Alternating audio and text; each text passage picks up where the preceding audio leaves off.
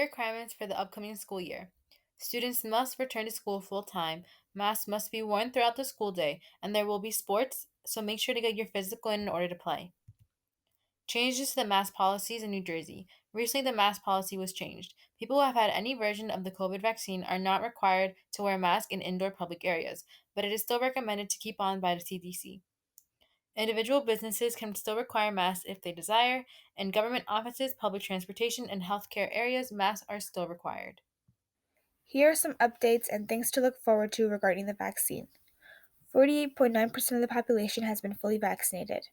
You may know that the Pfizer vaccine has been cleared for ages 12 to 15, making it possible for all high schoolers to be vaccinated, and Moderna has applied to the FDA for full authorization. Now, what does the future hold? As more and more people have gotten the COVID vaccine, can we possibly see the end of the virus by next year? There are many questions which we do not have answers to yet. Slowly but surely, the world will go back to normal, and hopefully soon we will see the end of the virus. The first thing that I did is I cut a quarter of a watermelon into cubes and put them in the freezer so it can be icy and cold. The second thing that I did is I took 2 lemons and cut them into slices so I can juice them. If you have a lemon juicer, I highly recommend using that as it's so much easier to get the juice out. You can also do what I'm doing here, which is rolling the lemon, like I said, to make the juice easier to come out. And it's a very helpful tip for anyone that needs it. Next, I took a bunch of mint leaves and removed them from the stem, and I also cut them up into smaller pieces so that when you blend them, it's easier for it to become small and choppy. Next, I strained the lemon juice with a strainer so that the seeds could come out, and then I used about a cup of water. I eyeballed this, so it's not perfect. And then I took 3 spoons of sugar. You can alter this based on how much you like, how sweet you like your lemonade. And then I added the mint leaves that I chopped up earlier. And then I just closed it and then I blended it. After about 30 minutes, the watermelon was nice and cold and ready to blend, and that's what I did. Finally, I just sugar rimmed a mason jar, added the lemonade part of the drink, and then I poured in the watermelon part of the drink. I also put mint when I was blending it. It was just like a last minute decision. I added mint and then I tried it, and it was very good, and I highly recommend for everyone to try this summer.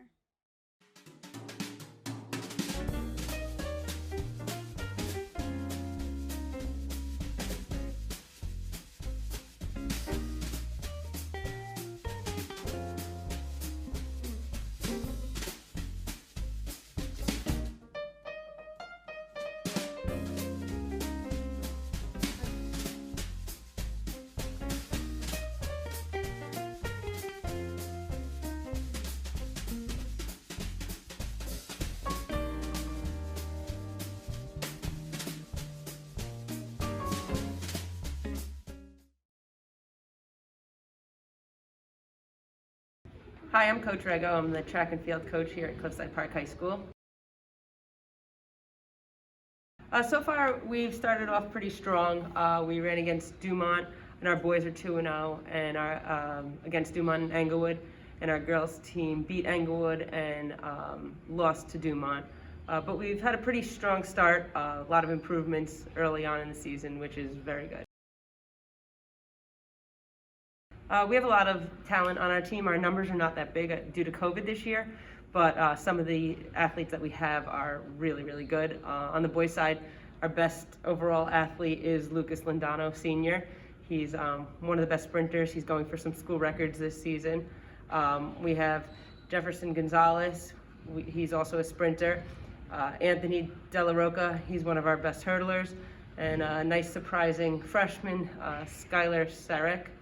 On the girls' side, our distance team is strong. Kelsey Pereira, senior, is our best distance runner, also going after some school records this year.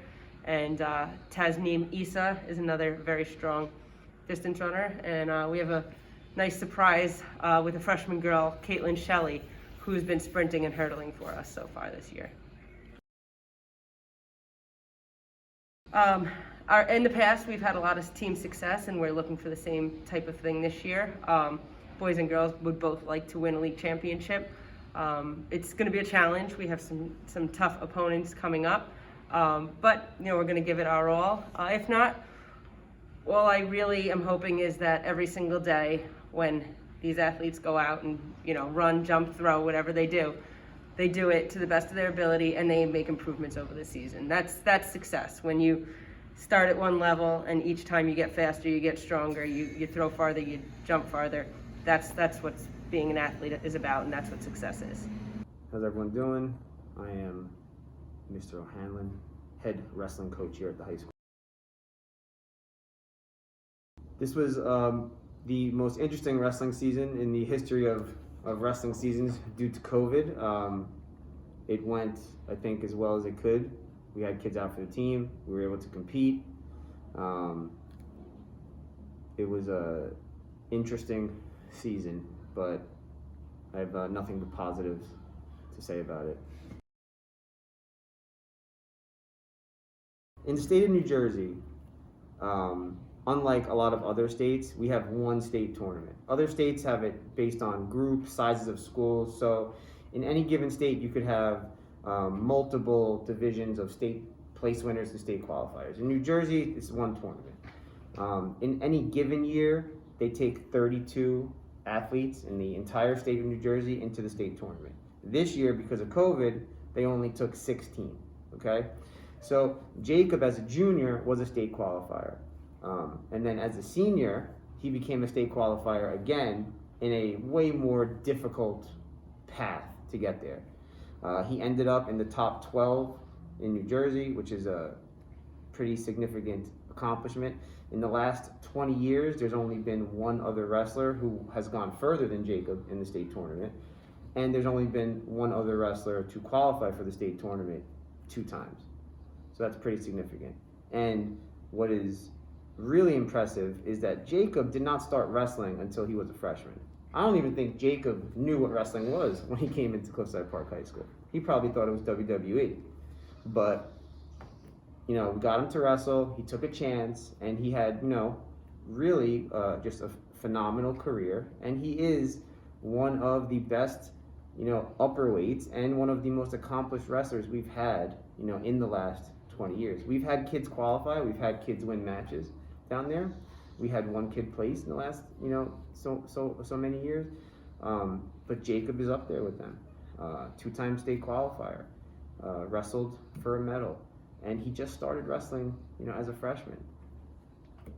And that's really significant. And I think that is, a lesson to the student body that you might come here and think that, I'm going to play one sport, or this is my main sport. And I know I do it. I know all the other coaches here do it, head coaches, assistant coaches. I know we're always talking to students, being like, hey, why don't you, try this sport in an off season, and kids are sometimes nervous, I don't know, but, if you give it a shot, that sport that you're trying might not be the sport that you came in here loving, but it could end up being, your best sport.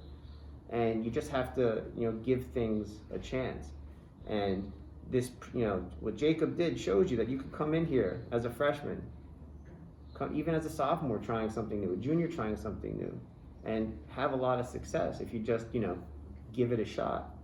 So I think that's the big lesson to the student body here is, try to play multiple sports. Jacob was a multiple sport athlete, football, wrestling, play other sports, give things a shot. Even if you don't know, if you're not too sure about it, you never know what opportunities are gonna be there for you. And, we're having a lot of kids now that are gonna go and play on the next level, right? They're gonna be college athletes. And that's a big accomplishment for our athletics programs as a whole. So just, give yourselves an opportunity. Well, the future is going to be very different. Starting next year, we are co-oping in football and in wrestling with Richfield. So Richfield kids are going to have an opportunity to play football and wrestle here. So I think that there's a lot of promise in the future. We have kids that have been in our program. We have kids that are coming through our recreation program, and now you're going to have kids from Richfield have the opportunity to come out and try the sport. So I think the future is looking bright in the next couple of years.